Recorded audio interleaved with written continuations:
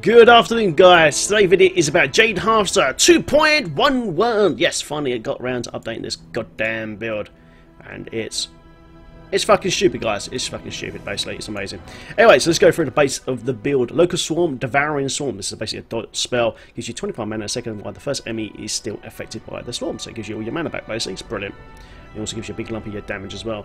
Okay, and up next, of course, is Haunt Resentful Spirits. Yes, 4,000% weapon damage over 12 seconds. The thing is, though, with these two dots, guys, they are permanent with Creeping Death. Okay, it's permanent creep, well, 5 minutes basically, but the mobs are not going to last 5 minutes, trust me. They're going to last about 2 seconds, get their fucking jihaded ass blown out of the fucking sky, but boom! They'll be fucking dead. Absolutely crazy, man. It's amazing, it's amazing. Anyway, so this is created to build Soul Harvest Siphon. So Soul Harvest, guys, triggers your Jade Harvest Super Deeps. It's basically just something random on the mobs, just go BAM! And let's go BOOM! And all their brains and shit get blasted over the screen. It's fucking amazing, it's really good. The reason we're using this Siphon for the extra healing. Yummy. Piranhas, Piranha man, sucks all the mobs in. Piranha guys will proc your strong arm braces. Gives you that extra damage there, 29%. So as they get sucked in, they take an extra up to 30% there, an extra 15% there. So almost 45% extra damage, well, up to 45% damage, I should say, from that, which is absolutely amazing. It's brilliant. Okay, Spirit Walk Jaunt, guys, usual CC breaker, movement speed, blah blah blah. Horror Firefight aspect here for the extra 35% additional armor over 8 seconds, and it also immobilizes for 3 mobs for 3 seconds as well. So as you get into an elite pack, you pop this to protect yourself and lock them down as well. Absolutely brilliant.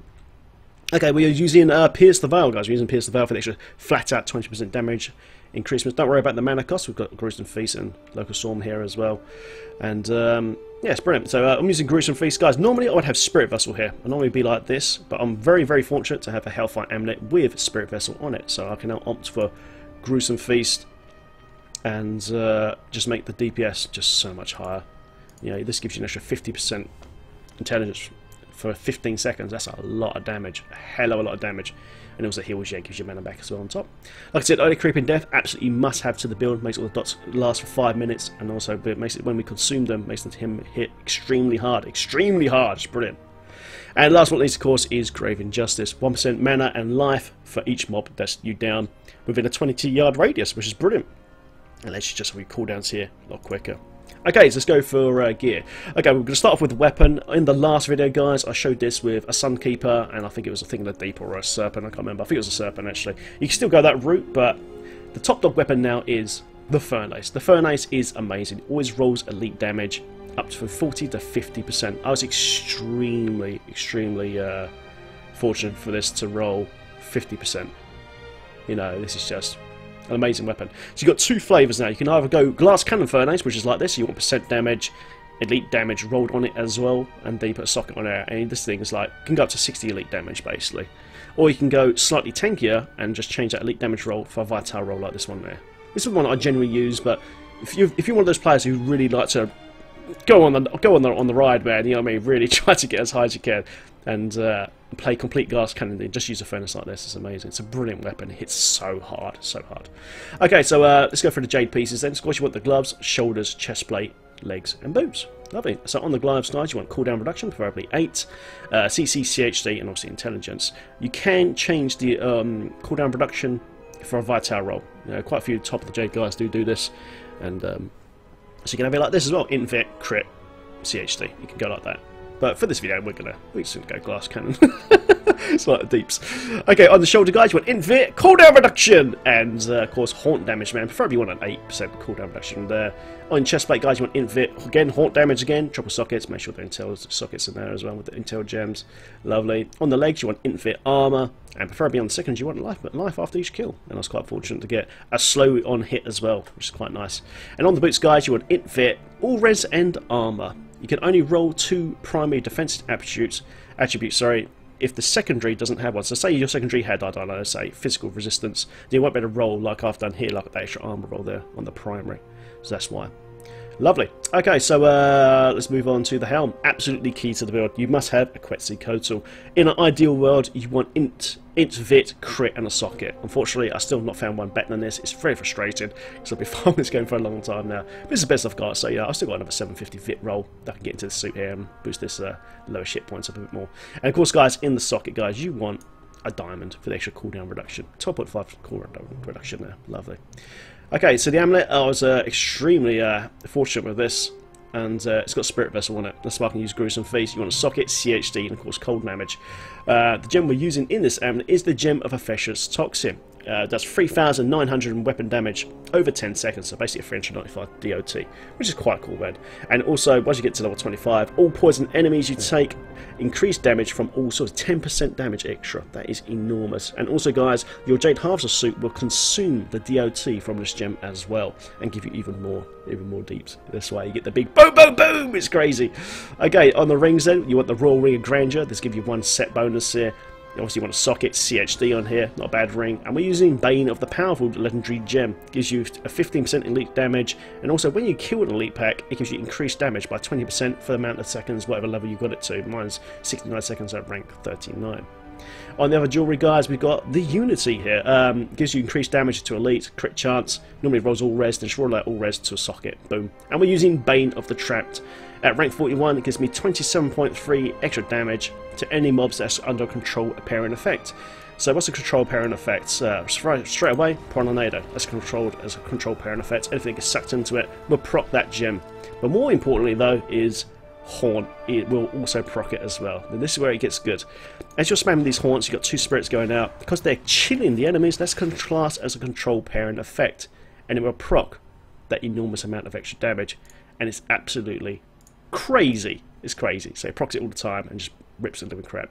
On the secondary, guys, also gain an aura that reduces movement speed of enemies within 15 yards of 30%. So just being close to the enemies also procs this gem as well, which is awesome. But to be honest, you know, you don't want to be too close. Only when you Spirit Walk and Harvest.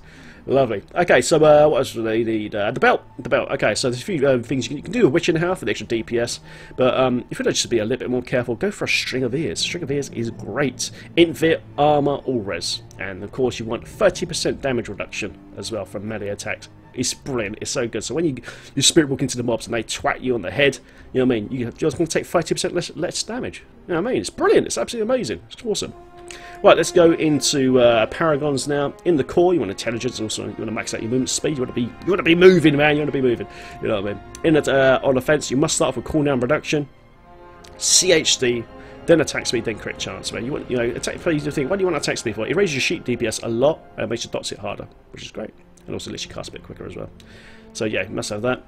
But you must start off with cooldown reduction, man. Cooldown reduction is a must.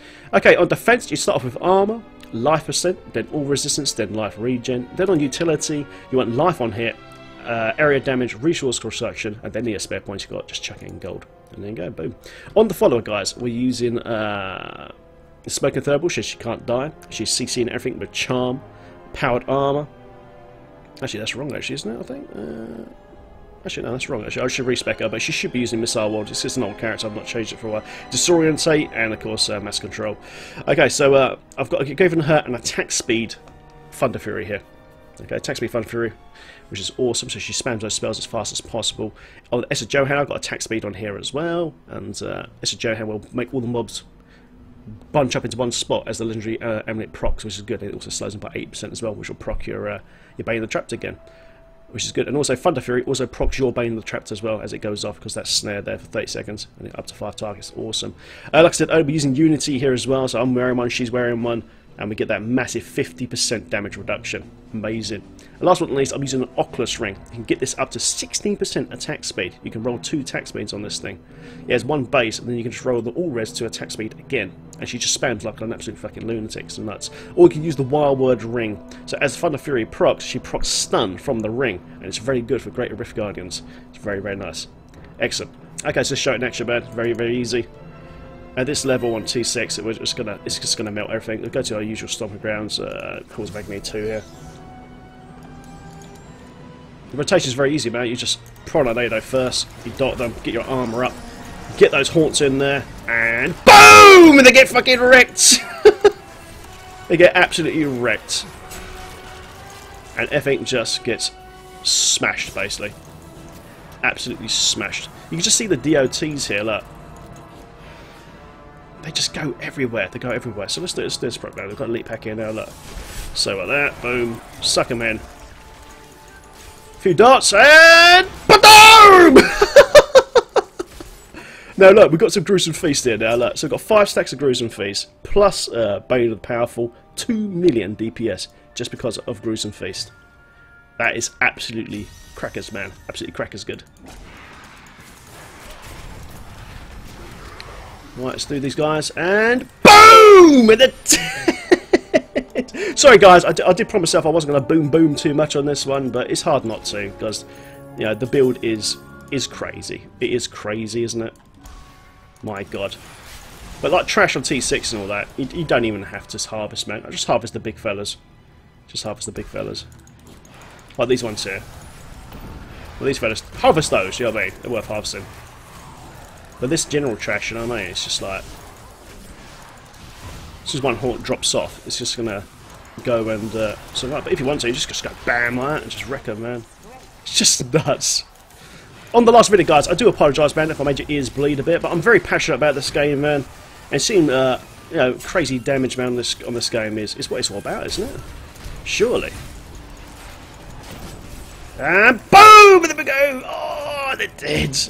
The highest crit, guys, I've ever had on this game is 3 billion using this Jade, this furnace here, this one here.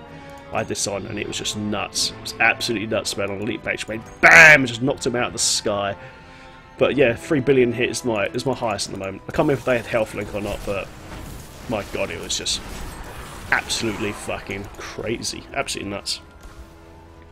Also, guys, Jade Harvester, guys, this particular setup is top dog at the moment on the Witch Doctor leaderboards as well. If we go over to here, you can see here, Mr. Kinetic, man, this guy is a fucking beast, man. He's fucking amazing. He's now on 43. He's 43 as a Jade dog. That is one amazing compliment, major accomplishment, man. Yeah, most of them are Jade, man. Apart from Regin, man. Regin is the only doc out there who's number 3 in the EU at the moment as a pet doctor, which is amazing, man. He's in a Tiki build, which I featured on the YouTube a few weeks ago. But you can see pretty much everyone, though, who's up here is Jade Harvester. Look, Jade is still reigning. Still pretty much reigning supreme at the moment. I mean, it's just Jade. Everyone's pretty much Jade, man. So this build, in particular, the way it's set up now, is top dog, man, for the Witch Doctor. It's nuts. Just go BAM! Those hits are just ridiculous. Absolutely ridiculously strong.